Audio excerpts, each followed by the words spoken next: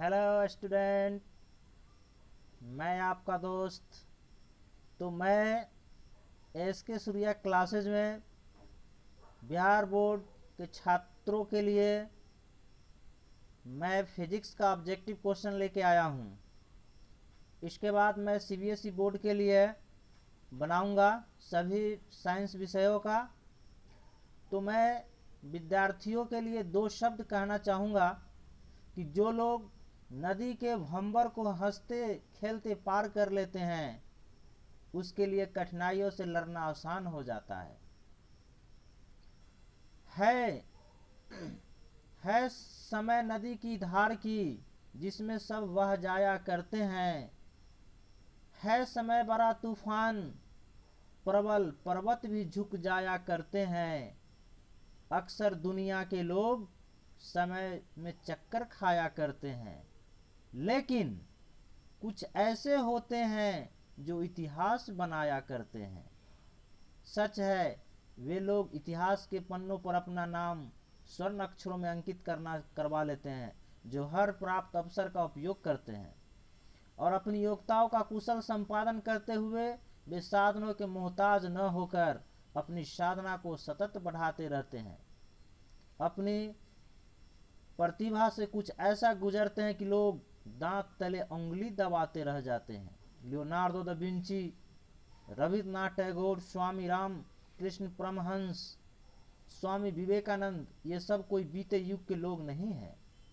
आज भी हमारे में कोई लता मंगेशकर छिपी है, किसी में इंदिरा गांधी की आवश्यकता है। मात्र अपनी संभावनाओं को जानने की, पहचानने की जरूरत है।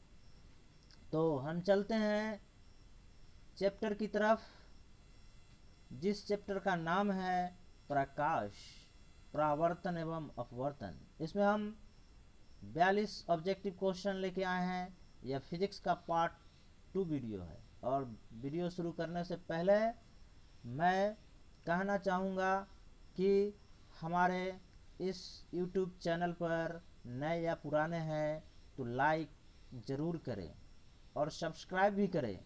और एक एक लाइक आपका जो है हमारे लिए महत्वपूर्ण साबित होगा। तो चलते हैं ऑब्जेक्टिव क्वेश्चन की तरफ। तो चलते हैं, पहला ऑब्जेक्टिव क्वेश्चन है कि किसी माध्यम के अपवर्तनांक म्यू का मान होता है। म्यू, ये म्यू जो है किसके बराबर होता है? तो यह होता है sine I by sine R, इसलिए ऑप्शन नंबर बी सही है। ठीक है, नेक्स्ट क्वेश्चन चलते हैं। क्वेश्चन नंबर 2 है, अवतल लेंस में आवर्धन m बराबर होता है। देखिए, अवतल लेंस का कह रहा है, तो आवर्धन जो है यह क्या होता है? v बटा u होता है, इसलिए ऑप्शन नंबर क्या होगा? डी सही होगा। देखिए, आवर्धन का जो है फॉर्मूला क्या होता है? v बटा u। ठीक है, नेक्स्ट क्वेश्चन चलते हैं। क्वेश्चन नंबर 3, एक उत्तल लेंस होता है। कह रहा है कि एक उत्तल लेंस होता है। तो उत्तल लेंस का ये देखिए, ये हो गया उत्तल लेंस। तो बीच में क्या है? मोटा है, और किनारे पर क्या है? ये पतला है। तो ऐसा कौन सा ऑप्शन है कि किनारों की अपेक्षा बीच में मोटा, यानी ऑप्शन नंबर सी है। इसमें ऑप्शन नंबर क्या है? सी। किनारों की अपेक्षा, देखिए ये किनारा की अपेक्षा बीच में क्या है? ये मोटा है, इसलिए ऑप्शन नंबर सी होगा। नेक्स्ट क्वेश्चन है, प्रकाश के अपवर्तन के कितने नियम हैं? प्रकाश के अपवर्तन के कितने नियम हैं? तो आप लोग जानते होंगे, यह 2 नियम है, इसलिए ऑप्शन नंबर बी सही है। नेक्स्ट क्वेश्चन है, क्वेश्चन नंबर 5, किस लेंस के द्वारा सिर्फ काल्पनिक प्रतिबिंब बनता है? देखिए, कह रहा है लेंस है ये, किस लेंस के द्वारा सिर्फ काल्पनिक प्रतिबिंब बनता है? तो यह होगा ऑप्शन नंबर बी, अवतल लेंस। नेक्स्ट क्वेश्चन चलते हैं, क्वेश्चन नंबर 6, क्वेश्चन कहता है किसी बिंब का वास्तविक तथा समान आकार प्रतिबिंब प्राप्त करने के लिए बिंब को उत्तल लेंस के सामने कहाँ रखेंगे। तो उत्तल लेंस के सामने कहाँ रखेंगे, तो इसको जो है आंसर होगा ऑप्शन नंबर बी, फोकस दूरी की दुगनी दूरी पर। ठीक है, फोकस दूरी की दुगनी दूरी पर। नेक्स्ट क्वेश्चन चलते हैं। क्वेश्चन नंबर है 7। किसी शब्दकोश में दिए गए छोटे अक्षर को पढ़ते समय आप कौन सा लेंस पसंद करेंगे। तो इसका जो ऑप्शन है यानी यह होगा 7 का जो है, तो आंसर इसका सी होगा, यानी 5 सेमी फोकस दूरी का उत्तल लेंस। नेक्स्ट क्वेश्चन कह रहा है कि निम्न में कौन सा पदार्थ लेंस बनाने के लिए प्रयुक्त नहीं किया जा सकता है। देखिए, माने किसका लेंस नहीं बन सकता है, तो यह होगा बी, मिट्टी का लेंस नहीं बनेगा। नेक्स्ट क्वेश्चन है क्वेश्चन नंबर 9। यदि उत्तल लेंस के सामने वस्तु 2f पर रखी जाए तब उसका प्रतिबिंब बनेगा, कहाँ पर बनेगा, ये आपको बता देना है। तो ये होगा ऑप्शन नंबर बी, यानी 2f पर। कहाँ बनेगा, 2f पर।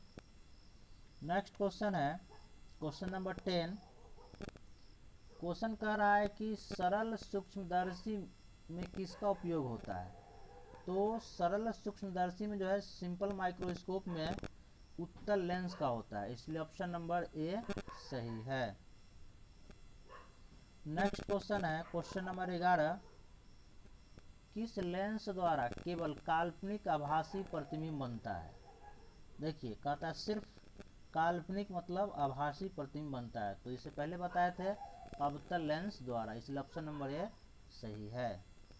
नेक्स्ट क्वेश्चन है क्वेश्चन नंबर 12। यदि वस्तु उत्तल लेंस के फोकस है ना तथा फोकस दूरी की दुगनी दूरी के बीच हो तो प्रतिबिंब कैसा होगा। तो ये जो होगा डी होगा, क्या होगा, डी होगा, इसलिए ऑप्शन नंबर डी है, वास्तविक, उल्टा तथा बड़ा बनेगा। नेक्स्ट क्वेश्चन है क्वेश्चन नंबर 13। उत्तल लेंस को भी कहा जाता है, उत्तल लेंस को क्या कहा जाता है। तो उत्तल लेंस को अभिसारी लेंस कहते हैं। उत्तल लेंस को क्या कहते हैं, अभिसारी लेंस, इसलिए ऑप्शन नंबर ए सही है। नेक्स्ट क्वेश्चन है लेंस की क्षमता व्यक्त की जाती है। देखिए, क्वेश्चन नंबर 14 कह रहा है लेंस की क्षमता व्यक्त की जाती है।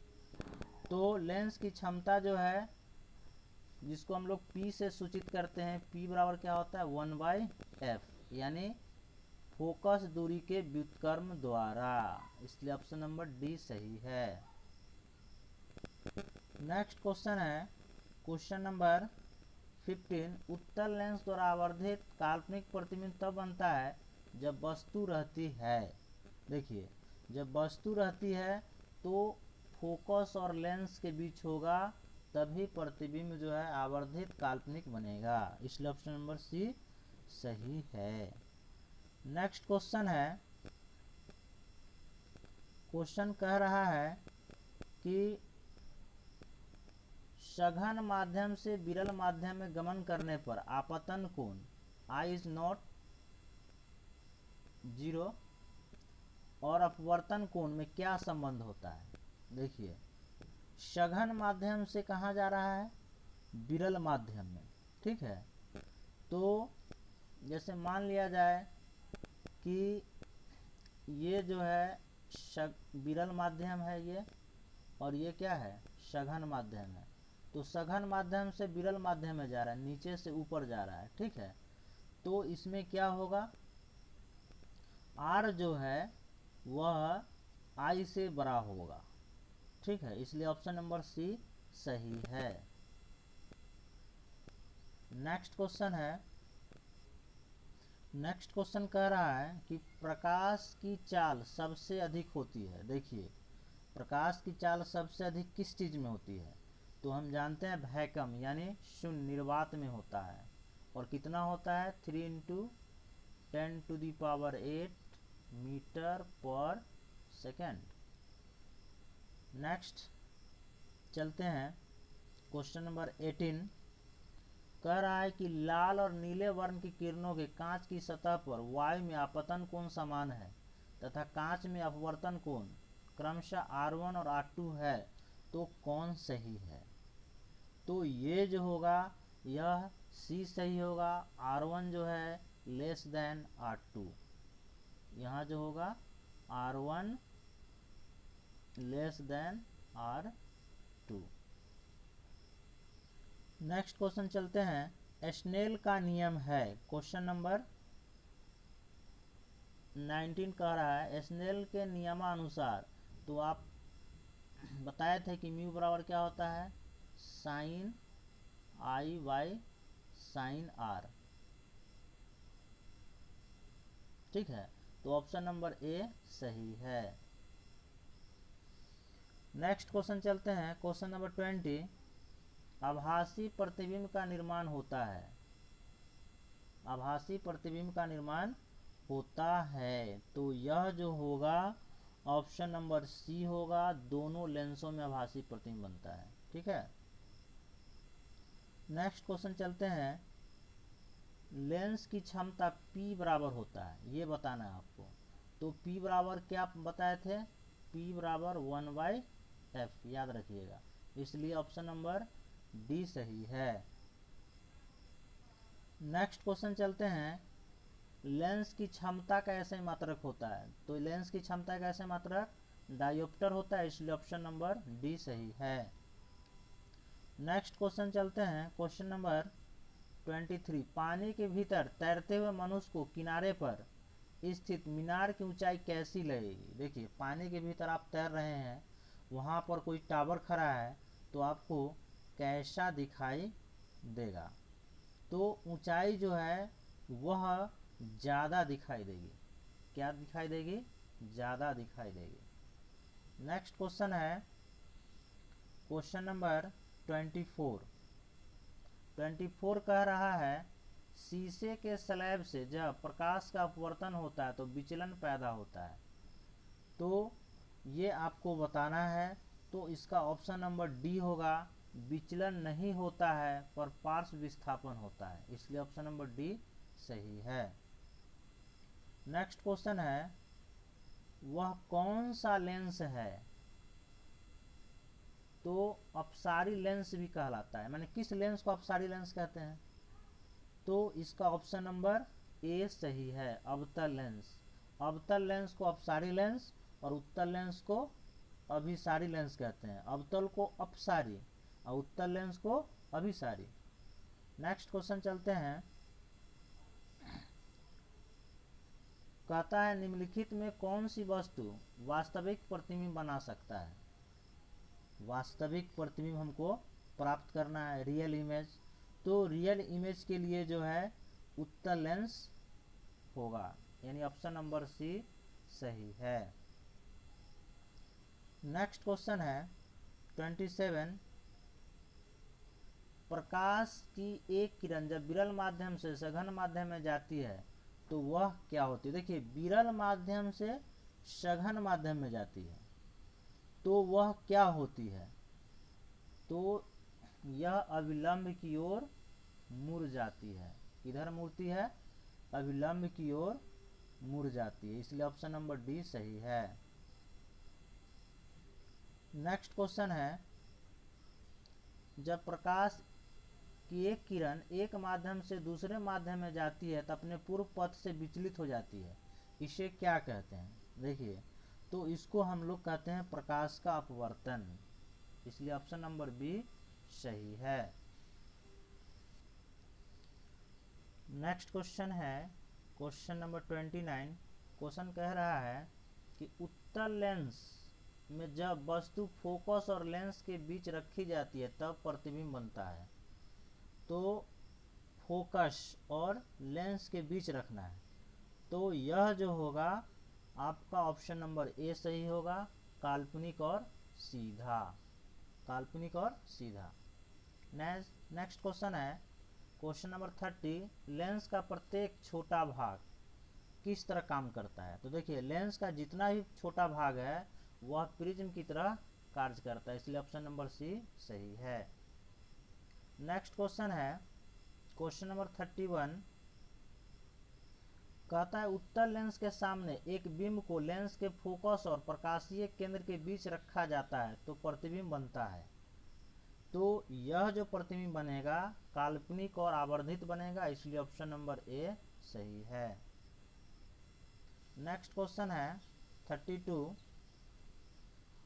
दो माध्यमों के सीमा पृष्ठ पर एक प्रकाश किरण लंबवत आपतित होती है तो अपवर्तन कोण होगा। देखिए लंबवत, तो इसका जो ऑप्शन नंबर ए होगा यानी 0 डिग्री होगा। क्या होगा? 0 डिग्री। नेक्स्ट क्वेश्चन है क्वेश्चन नंबर 33, यदि आपतन कोण आई अपवर्तन कोण आर हो तो कोणीय विचलन क्या होगा। देखिए कोणीय विचलन पूछ रहा है, तो इसका ऑप्शन नंबर बी होगा I minus R. Next question है क्वेश्चन नंबर 34, यदि हवा के सापेक्ष कांच का अपवर्तनांक 1.5 हो तो कांच के सापेक्ष हवा का अपवर्तनांक क्या होगा।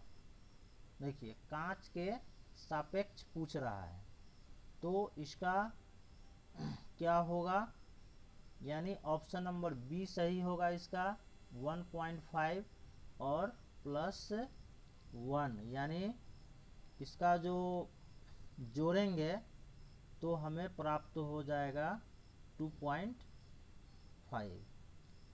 ठीक है। नेक्स्ट क्वेश्चन है क्वेश्चन नंबर 35, सूर्यास्त के समय क्षितिज के नीचे चले जाने पर सूर्य कुछ समय तक दिखाई देता है, इस कारण क्या है, माने इसका कारण क्या है। देखिए सूर्यास्त जब होगा तो कुछ समय तक वह दिखाई देते रहता है, तो इसका क्या कारण है। और ये भी जान लीजिए कि सूर्य उगने से कितने मिनट पहले दिखाई देता है, तो 2 मिनट पहले दिखाई देता है।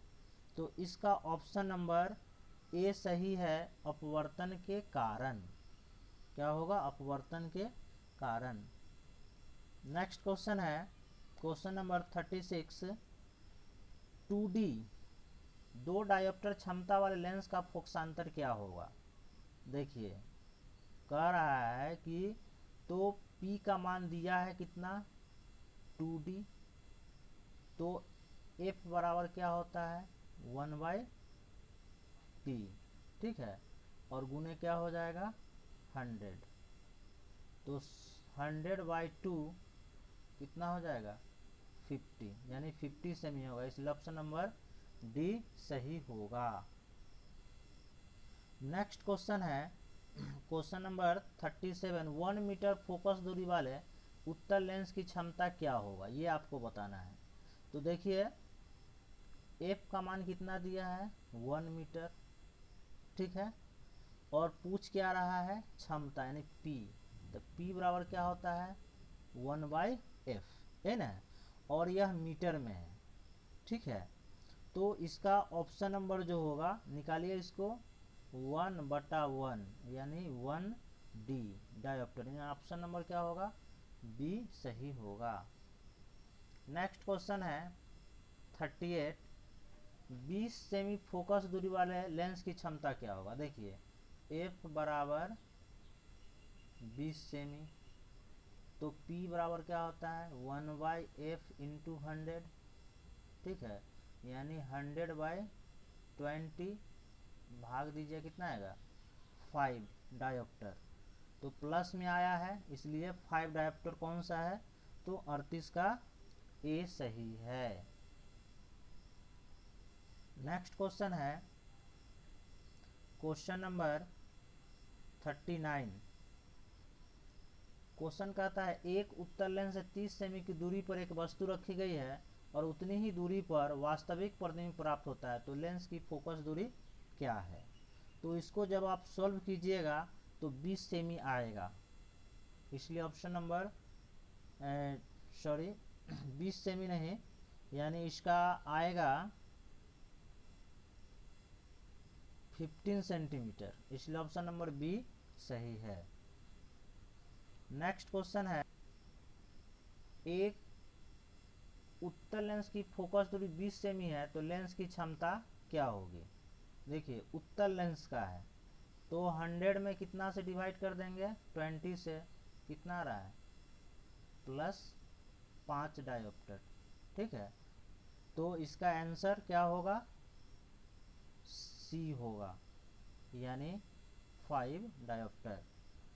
नेक्स्ट क्वेश्चन कह रहा है 41 लेंस की क्षमता का ऐसा मात्रक है, तो लेंस की क्षमता का ऐसा ही मात्रक होता है, जानते हैं आप लोग, डायोप्टर, इसलिए ऑप्शन नंबर डी सही है।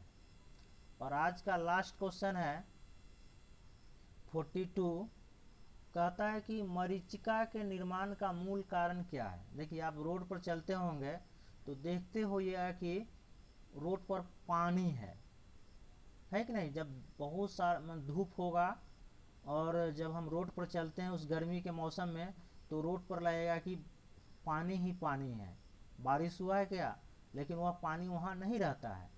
और इसी कारण जो है मृग जो है पानी की खोज में जंगलों में भटकता रहता है, उसको दिखाई देता है कि आगे पानी और पानी नहीं रहता है, तो इसीलिए इसको मरीचिका नाम दिया गया है। तो इसका कारण है पूर्ण आंतरिक परावर्तन, इसलिए ऑप्शन नंबर सी सही है। तो मैं 2 शब्द कहना चाहूँगा कि मैं यह वीडियो बहुत ही मेहनत से बनाता हूँ और इसलिए आप ज़रूर एक लाइक, एक सब्सक्राइब ज़रूर करें और अपने दोस्तों में शेयर ज़रूर करें। जय हिंद, जय भारत।